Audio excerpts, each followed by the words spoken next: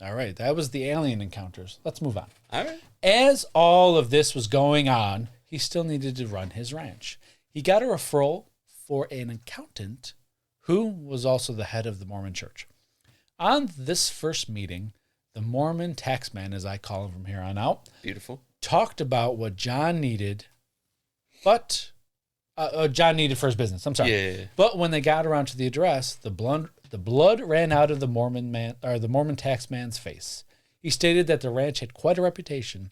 He asked what was going on at the ranch, and John gave him a summary, minus the gray alien part. He didn't tell him about that. Mm-hmm. After finishing with the tax stuff, the Mormon taxman asked John if he ever thought about an exorcism for the house. Great idea. Everyone around town knew about the history of the ranch. Yeah. So it was no wonder why he would think the place was haunted. Because they didn't know about the alien stuff. They just heard about the other stuff. Yeah.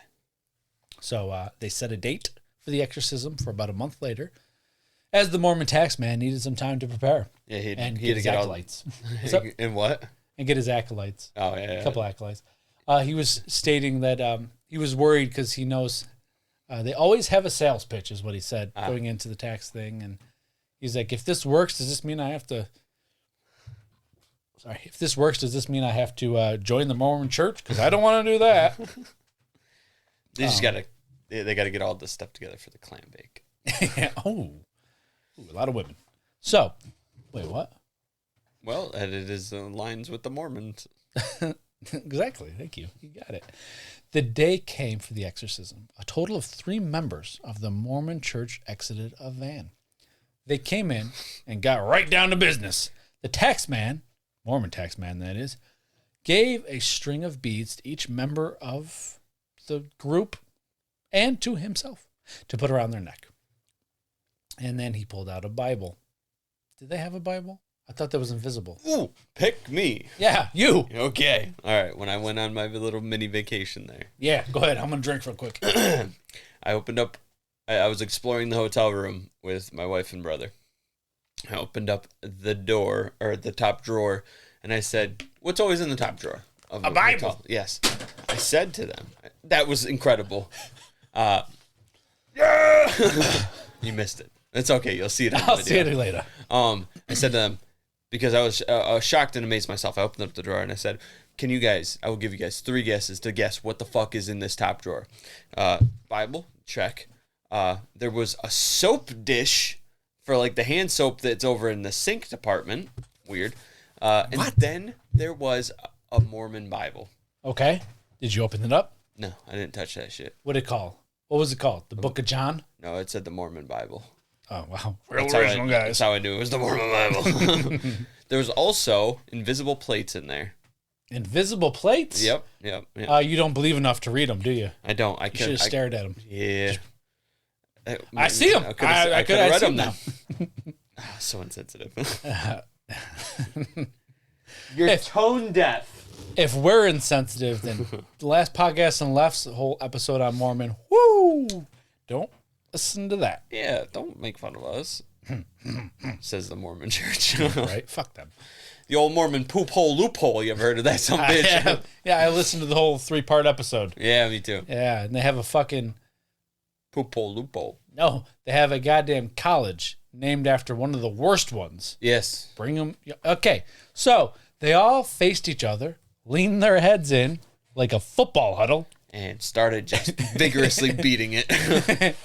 and I said they drew up some plays. Are you going to go left? I'm going to go right. You're going to toss me the Bible.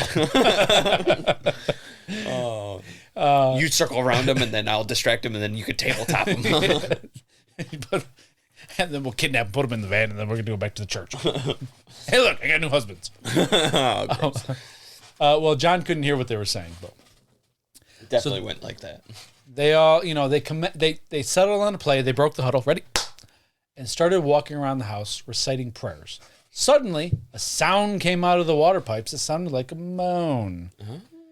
They continued to walk through the house and recite their prayers. No. The sound continued and seemed to be following them. Ooh. Then, once they reached the bedroom, the house fought back. They all became distressed, and one of the acolytes leaned over and started vomiting. The Mormon taxman gave up his praying to tend to his acolyte, whatever. I told you not to eat that fucking Tex-Mex last night. I also told you to fucking go left. You went right. That's on you, you stupid idiot. Go back to the van. You're done. You're done. On probation. If you can't handle this, I'll get somebody who fucking can. Now man the fuck up. Well, the moaning sound grew louder and echoed through the house now. Very sexual, not scary at all. He described it as a deep moaning sound, guttural sound that was just not natural. No, I'm scared.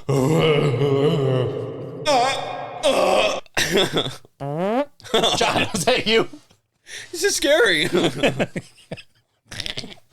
Got me some slack. We just had Tex-Mex. Oh, it smelled. No wonder he threw up. Anyways, the sound grew louder and echoed throughout the house. Yep. The Mormon taxman gave the signal for the team to leave the house. You were about to say the Mormon Tabernacle. No. The one that vomited continued to vomit as he ran right to and into the van. Yeah. The Mormon taxman and his last remaining acolyte continued to recite their prayers, but quickly gave up on that shit and turned tail and scurried as the noise from the house grew even louder. Great. John and Joyce stood in the parking lot, dumbfounded. Yeah. John turned to Joyce and said, "You think that was aliens?" Joyce replied, "No." Good. Well, all we got out of this was a bunch of fucking Mormon vomit all over our house. And they fucking aren't even going to clean it up. So, that's true. I didn't even think about that. Yeah, they fucking throw up everywhere and In they the bedroom. bounced. Motherfuckers. They turned tail and scurried. All they wanted was a free showing of a house. So we have a couple things here. Yep. What do you think of that? That's definitely not a alien abduction stuff. That is more like poltergeist shit. That's poltergeist type shit. So there's multiple things hitting this house. Now, you know how we talked about in Skinwalker Ranch, the ley lines and how they connect and how maybe the intersections of these create more of a energy. Energy, and it fuels stuff. Yeah. In terms of aliens and Bigfoot and paranormal. Yeah. Maybe that's happening here. I didn't check that, but I will check that. And the reason why I paused when I said energy is because it just hit me that half of part fucking 2 was talking about energy. Anyways. Yeah. So that was the tale of the Mormon taxman. Beautiful. How much weirder could things get? I don't know. Tell me. Well, wait for it, as we have one more doozy of a story here and then a whole nother episode to go for.